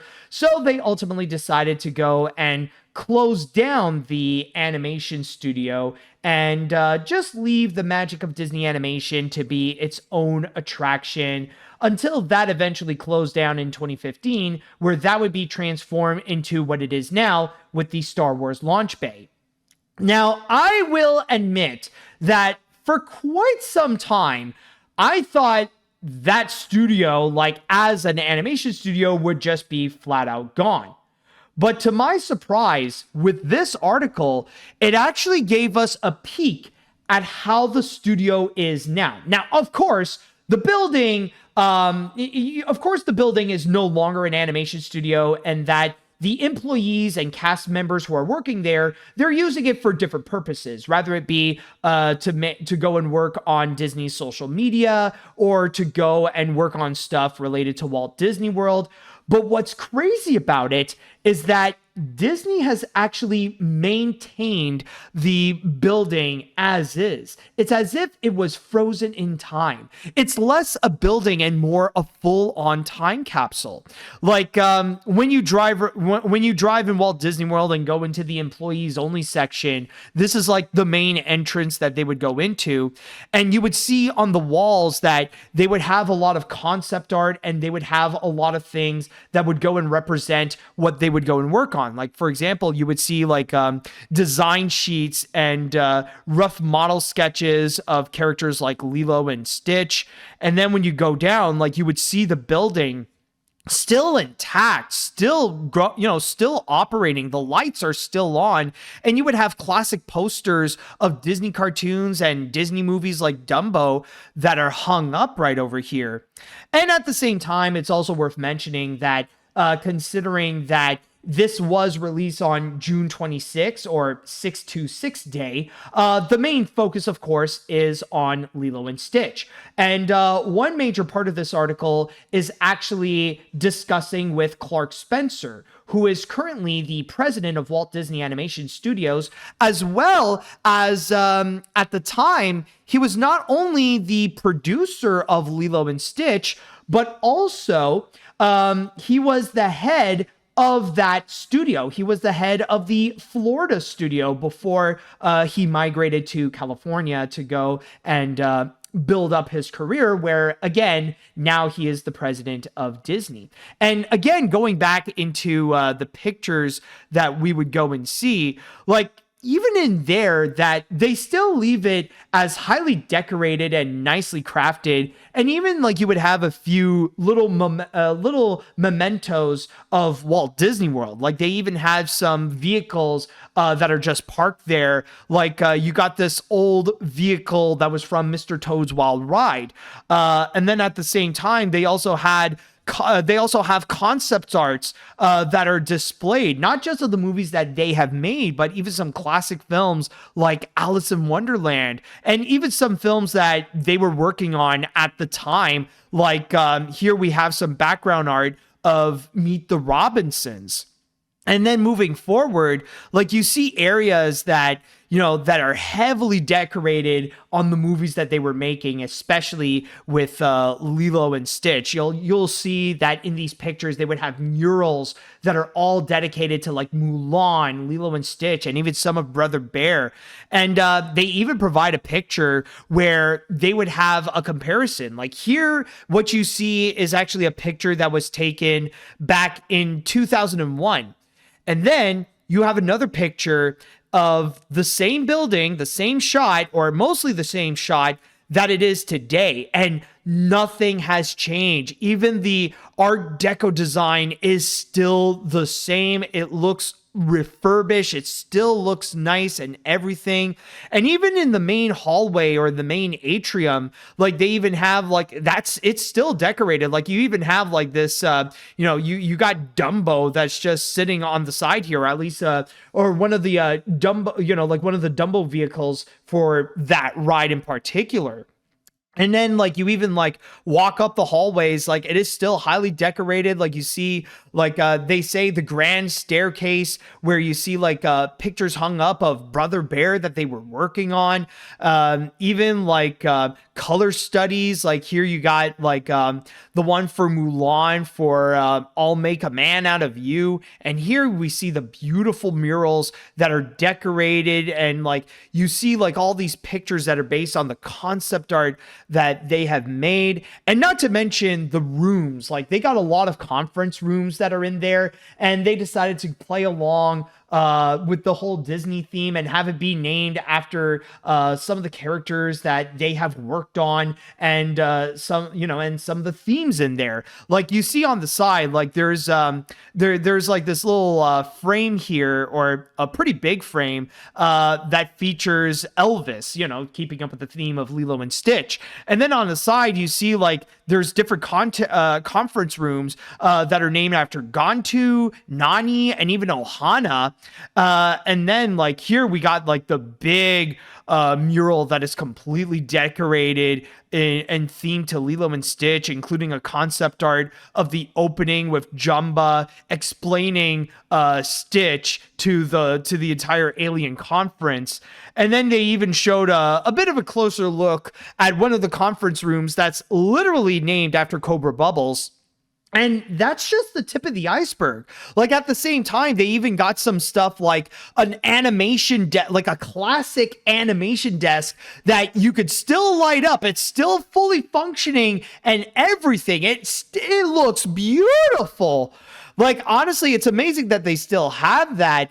And even when you go and like walk into the halls, there's even like this one area where they would have all the ink and paint that they would go and use in order to go and to use on the cells that they would go on, like with the Little Mermaid or with the Roger Rabbit cartoons. Like they would still have plenty of those that are just on display and all set up. And there's even a mural over here, or it's just one section that is signed by many people who have worked at that studio, and a lot of familiar names for animation fans. So of course, like you got Chris Sanders over here, you got Clark Spencer's name, and even one prominent one that is Roy E. Disney, in which he signed his name as well. And then you even look down, you even got some animators' names. Well, you got like over here, you got producer Don Hahn, who signed his name. And then they would also make like little doodles as well. Like you got Andreas Deja. Not only did he sign his name, but he did a little drawing of Lilo, since he was the supervising animator of her. And you also got a signature of Alex Cooperschmidt, in which he was the supervising animator of Stitch. So honestly, just looking at all these pictures, I am just in awe to see all this like alive and well.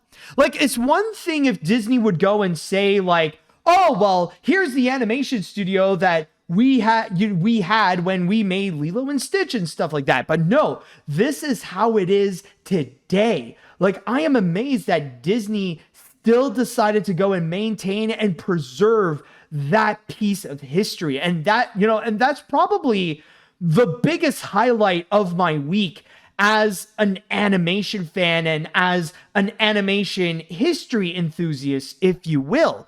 It's the fact that they would go and show off this area in Walt Disney World that not many people knew in the first place, or not even knew that it's still up and around. It's fascinating that they still have this going and that it's still in beautiful, pristine condition. Even if it is not made specifically for animation, they are still keeping that side alive. That they decided not to go and change anything in there whatsoever and still maintain it as the place that created many scenes for Beauty and the Beast, Aladdin, and The Lion King, as well as fully creating animated features like Mulan, Brother Bear, and Lilo and Stitch. Just seeing all this is still alive. It is still a place in which people can go and actually work in there, that they could go and actually do their thing and experience that piece of Disney history. It's just, it's honestly amazing to see how it is still up there, that it shows how much Disney does care about their history, and that even though that place is no longer an animation studio, they still gave the building the respect that it has by not changing it for over 20 years. Like, even though it's been over 2 decades since they haven't animated anything there, and that I hate to say this, and people might be upset for me of saying this, but that, well, the style of animation that they would make there is a bit obsolete now, especially when, nowadays, like, even if Disney would fully bring back hand-drawn animation, it would be completely different than the way they used to make it back when they were doing Mulan and Lilo and Stitch and Brother Bear.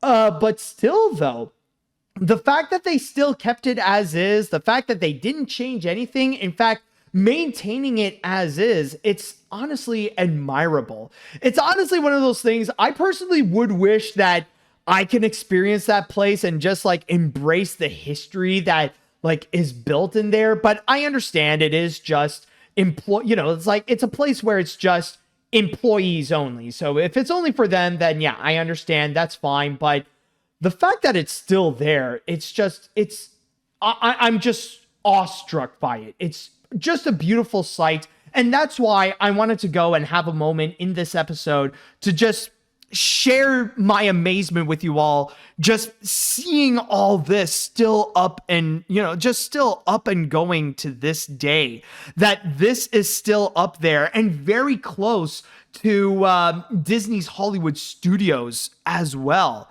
It's just very fascinating to see. And also, I highly recommend that you go and check out this article. If you're a Disney animation fan, if you're an animation fan in general, especially if you are a fan of the original Lilo and Stitch, I highly recommend that you go and look at this article right over here. I highly recommend you that you go and read this, to go and experience how this animation building is being used today, and also learning a bit more about the behind the scenes of Lilo and Stitch, especially from the producer of the feature. So just thought it was something that I just wanted to go and share with you all, because honestly, this article feels like a must-see for animation fans.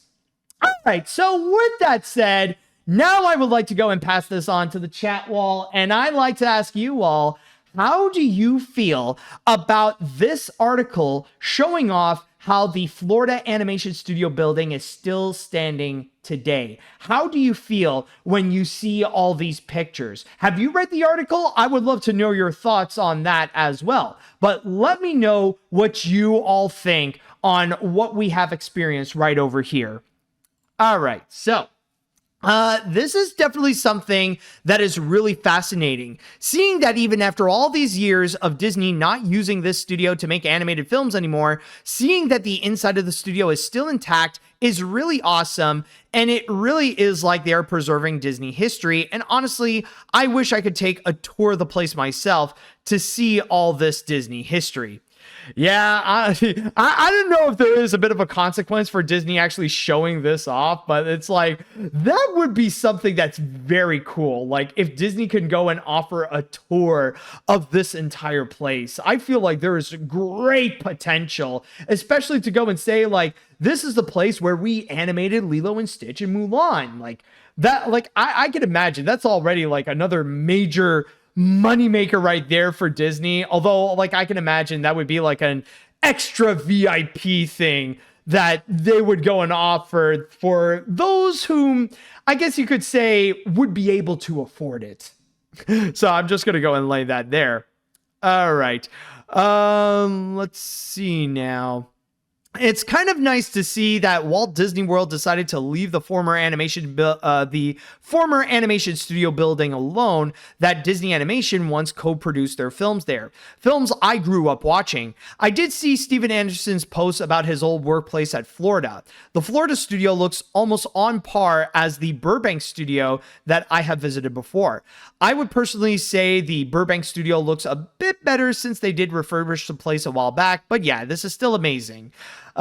Well, yeah, honestly, I do understand, considering that with Burbank, of course, like that, you know, that's kind of like the main hub for Disney. So of course it's going to be like better updated. And the one that we got here, that's more like, a side place, you know, it's, you know, funny enough, it's Disney's Florida home. So in that regards, yeah, I can imagine California will be better refurbished or better maintained than this, but it still doesn't change that this is still, you know, like just from the looks of what we have gotten in these pictures, that they still, you know, it still looks greatly maintained. Like for something that I thought like it was most likely gone, the fact that it's still, the fact that it's still held up like this, it's amazing, honestly. Like, that factor alone is just something that, again, it has left me awestruck. All right. Let's see what else we got here. Honestly, this all sounds great. Even if it was shut down years ago, it's still nice to know that everything is refurbished and still intact as it was in its heyday. It gave me the vibe of what happened to Disney Toon Studios, since the fact that one, did you know they never shut down? In fact, it is revamped and now it is used as a third building for new productions for Disney television animation. If they open it up to the public, that would be my first place to go in Hollywood Studios. I would love it. Oh my God, especially like that would be an amazing opportunity for them to kind of revive the idea of the magic of Disney animation. You know, like if they could go and bring back that idea, you know, bring back that attraction and turn this into a walk around tour, I can kind of see that working out, especially if they need ideas for like smaller attractions so that people can have more time or like have something else to do as they wait for the bigger attractions out there, like Rise of the Resistance or Tower of Terror or anything like that. Then I can imagine that could be a good idea, or, you know, that, or I don't know if it would be a good idea, but that would be a nice idea if they would go and try to do little updates so that they could turn that building into a walk around tour for guests, so that they could experience some Disney history, along with bringing back some elements from the magic of Disney animation. Like have one area where they can go and draw their favorite characters, or they would have that little show with Mushu talking about the process of how they would go and animate characters and stuff like that. That would be very nice. All right, so let's see what other comments are there. This looks pretty interesting, and seeing the images of the artwork is quite a sight to behold. I know the studio worked on other movies like Beauty and the Beast, Mulan, Meet the Robinsons, and of course Lilo and Stitch. I'm pretty surprised that it is still standing, and I wish they would have offered us a tour of it. Also, the other comment about MGA, Lala Loopsy is a toy line of plastic rag dolls, but with fashion. Look it up and you'll know. Oh, okay. Oh, and if that's the case, if they're more about toys, then maybe maybe MGA is the one that owns Bratz. I could be wrong on that, but maybe that's where the connection is if they're going to go and produce the Bratz movie there.